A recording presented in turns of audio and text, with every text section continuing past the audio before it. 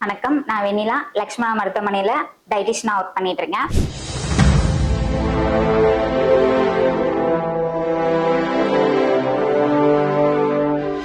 இப்போ over weight அப்படின்னு வந்துட்டாங்க அப்படின்னா, நான் இப்போ ஓவரா வெயிட்டா இருக்கேன்ப்பா, அதனால என்னால சாப்பிட்டாலே எனக்கு டக்குன்னு வெயிட் ஆயிரும், அதனால நான் சாப்பிட போறது கிடையாது, எக்ஸசைஸ் மட்டும் ஃபாலோ பண்ணிட்டு நான் ஸ்கிப் பண்ணிட்டே இருக்க போறேன், எனக்கு வெயிட் குறைஞ்சிரும் அப்படின்னு சொல்லி நிறைய பேர் பிளான் பண்ணி நிறைய டயட்லாம் ஃபாலோ பண்ணிட்டு இருக்காங்க.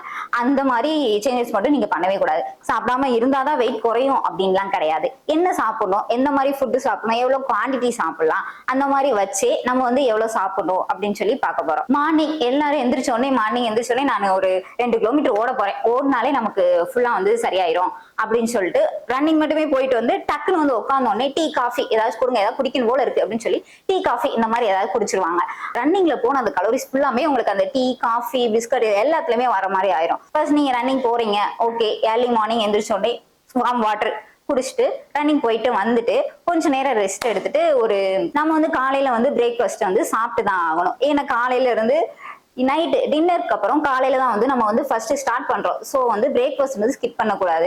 அது வந்து அந்த டேவே வந்து நம்மளுக்கு வந்து டல் ஆக்கி விட்டுரும். நம்ம பிரேக்ஃபாஸ்ட் சாப்பிட்டாதான் அப்படின்னா பிரிஸ்க் ஆகுற மாதிரி இருக்கும். ஸோ நம்ம பிரேக்ஃபாஸ்ட் வந்து என்ன சாப்பிடலாம் அப்படின்னு சொல்லி, ரொம்ப ஓவரா வெயிட்டா இருக்கவங்க அப்படின்னா நீங்க எக்ஸசைஸும் ஃபாலோ தான் பண்ண போறீங்க, டயட்டும் ஃபாலோ தான் பண்ண போறீங்க. காலையில பிரேக்ஃபாஸ்ட் சாப்பிட்டீங்க, நெக்ஸ்ட் வந்து லஞ்ச் தான், அது வரையும் நம்ம சாப்பிடாம எம்டி ஸ்டொமக்ல இருந்துக்குருவோம், அதுக்கப்புறம் அதுவாவே வெயிட் குறைஞ்சிரும் அப்படின்ட்டு வந்து சொல்லுவாங்க. அப்படிலாம் கிடையாது. நீங்க வந்து காலையில லைட்டா தான் சாப்பிட்டுருக்கீங்க, மார்னிங் லஞ்ச் வரையும் வந்து பேலன்ஸ் பண்ண முடியாது.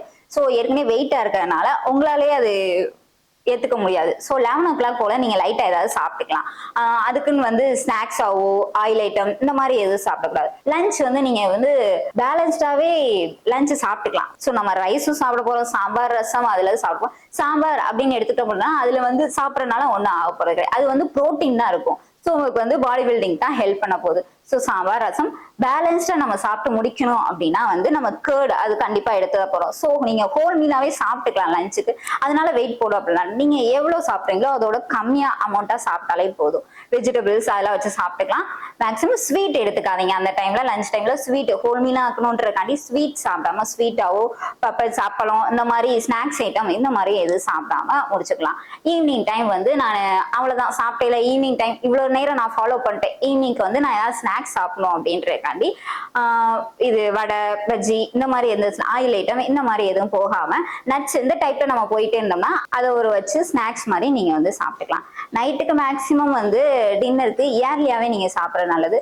ஸோ அதை வந்து நீங்க 1 or 2 இட்லி தோசை இந்த மாதிரி நீங்க சாப்பிட்டுக்கலாம்.